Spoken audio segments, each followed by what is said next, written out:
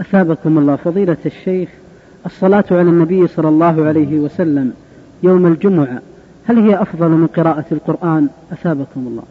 نعم، مذهب طائفة من العلماء رحمهم الله على أن الأفضل يوم الجمعة الإكثار من الصلاة على النبي صلى الله عليه وسلم، وفرق بين أن تقول جنس الصلاة أفضل من القرآن وبين أن تقول في هذا اليوم الإكثار من الصلاة.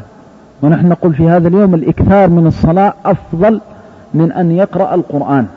والدليل على ذلك، وذكر هذا أئمة ومنهم الإمام العز بن عبد السلام رحمه الله، الدليل على ذلك أن النبي صلى الله عليه وسلم قال: خير أيامكم يوم الجمعة، فيه ولد آدم، وفيه أدخل الجنة، وفيه أخرج منها، وفيه تيب عليه، وفيه تقوم الساعة، وما من دابة إلا وهي مصيخة، الحديث. وقال في اللفظ الحديث الآخر: فأكثروا علي من الصلاة فيه فإن صلاتكم معروضة عليه. يعني الإنسان لما يتأمل أنه ستعرض صلاته على النبي صلى الله عليه وسلم على رسول الله صلى الله عليه وسلم، ماذا يفعل؟ يستحي أن يكون قليل البضاعة قليل العدد لعظيم حقه بأبي وأمي صلوات الله وسلامه عليه. فمحبته والإكثار من الصلاة عليه الصلاة والسلام من أعظم الزلفى والقربى إلى الله سبحانه وتعالى.